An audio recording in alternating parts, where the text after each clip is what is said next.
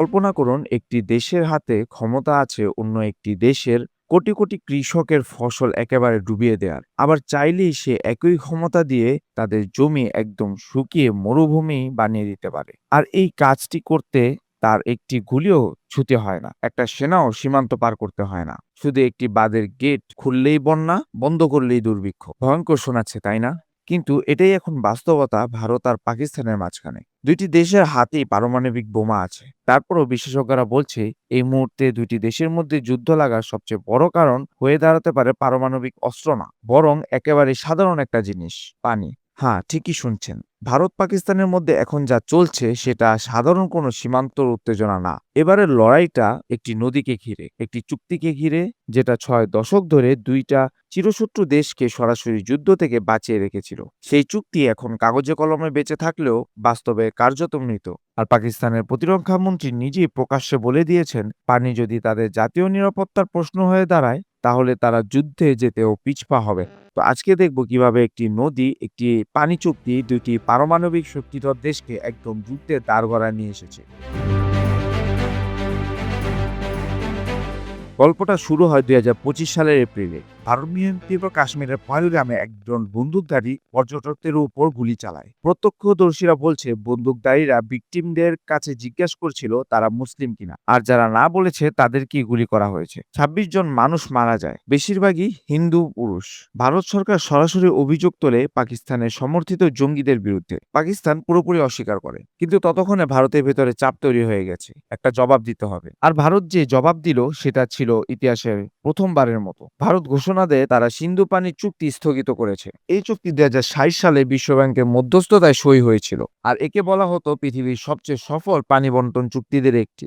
৬টা নদী দুই দেশের মধ্যে ভাগ করে দেওয়ার এই চুক্তি ৩টি যুদ্ধ আর অসংখ্য সংঘাতের পরও টিকে ছিল। কিন্তু ২০২৫ সালে প্রথমবারের মতো সেই বাঁধ ভাঙল। ভারতের পক্ষ থেকে স্পষ্ট করে বলে দেওয়া হয়, যতক্ষণ পাকিস্তানের সীমান্ত পারে সন্ত্রাসবাদীদের পুরোপুরি বন্ধ না করবে ততদিন এই চুক্তি স্থগিত থাকবে।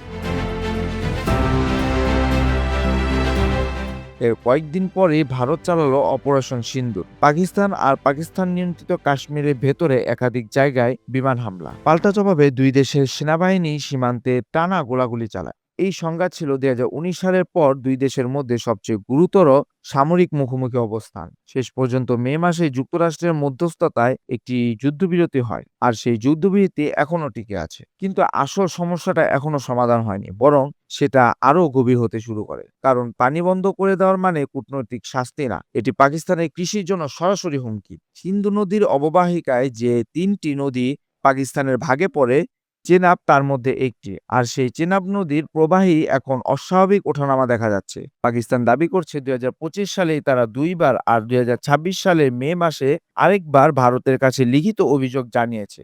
চেনাবের পানি প্রবাহ হঠাৎ করে অস্বাভাবিকভাবে ওঠানামা করছে।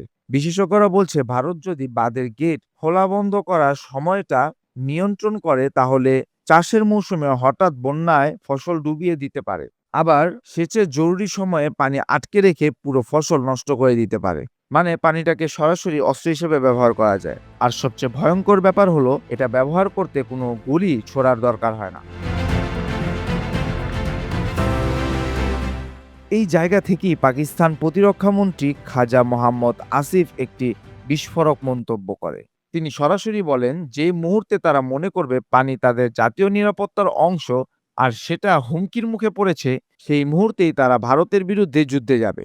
যদিও তিনি এটাও বলেছেন যে এখন পর্যন্ত পরিস্থিতি সরাসরি সামরিক পদক্ষেপের মতো তীব্র হয়নি। কিন্তু একটা দেশের প্রতিরক্ষা মন্ত্রী যখন প্রকাশ্যেই পানিকে যুদ্ধের কারণ হিসেবে ঘোষণা দেন, তখন বোঝাই যায় ব্যাপারটা কতটা গুরুতর জায়গায় পৌঁছেছে। আর এখানেই থেমে নেই ব্যাপারটা। এই আগস্ট মাসের ৭ তারিখে তুরস্ক, সৌদি আরব আর পাকিস্তান একটা যৌথ প্রতিরক্ষা চুক্তিতে সই করেছে, যেখানে বলা আছে এই ৩টি দেশে যে কোনো একটি দেশের ওপর হামলা মানে ৩টি দেশের উপরই হামলা। তুরস্কের প্রেসিডেন্ট এরদোয়ান পর্যন্ত ইঙ্গিত দিয়েছে এই চুক্তি আওতায় যৌথ প্রতিরক্ষা শিল্প আর সন্ত্রাস বিরোধী অভিযানও অন্তর্ভুক্ত হতে পারে। মানে পাকিস্তান একা লড়ছে না, সে তার পেছনে শক্তিশালী মিত্র জোট কার করেছে। অন্যদিকে ভারতও তার নিজেদের কূটনৈতিক অবস্থান শক্ত করেছে। সাংহাই কোঅপারেশন অর্গানাইজেশনের বৈঠকে পাকিস্তানপন্থী পক্ষপাতের অভিযোগ তুলে যৌথ বিবৃতিতে সই করেনি। তাহলে প্রশ্ন হলো, দুই দেশের কাছেই যখন পারমাণবিক অস্ত্র আছে, তাহলে কেউই তো সরাসরি পূর্ণাঙ্গ যুদ্ধে যেতে চাইবে না, কারণ সেটার পরিণতি দুই দেশের পক্ষের জন্যই ধ্বংসাত্মক। কিন্তু পানি একটা এমন অস্ত্র যেটা নিঃশব্দে ব্যবহার করা যায়। কোনো ক্ষেপণাস্ত্র ছোড়া লাগে না, কোনো সীমান্ত পার হতে হয় না। শুধু একটি বাঁধের গেট খুলে আর বন্ধ করেই একটি দেশের কোটি কোটি মানুষের খাদ্য নিরাপত্তা নিয়ে খেলা যায়। বিশেষজ্ঞরা একই বলছে, নতুন যুগের যুদ্ধ, যেখানে সীমান্তে সেনা মোতায়েনের চেয়েও বেশি গুরুত্বপূর্ণ হয়ে উঠেছে কে নদীর উজানে বসে আছে। তো এখন সবার নজর হিমালয়ে বরফ গলে তৈরি হওয়া সেই নদীগুলোর দিকে। সিন্ধু পানি চুক্তি কি আবারও ফিরে আসবে, নাকি এটাই হবে দক্ষিণ এশিয়ার নতুন এক অস্থির অধ্যায়ের শুরু, যেখানে পারমাণবিক অস্ত্রের বদলে পানি হয়ে উঠবে সবচেয়ে বড় হুমকি? আপনার কি মনে হয়? কমেন্ট করে জানান।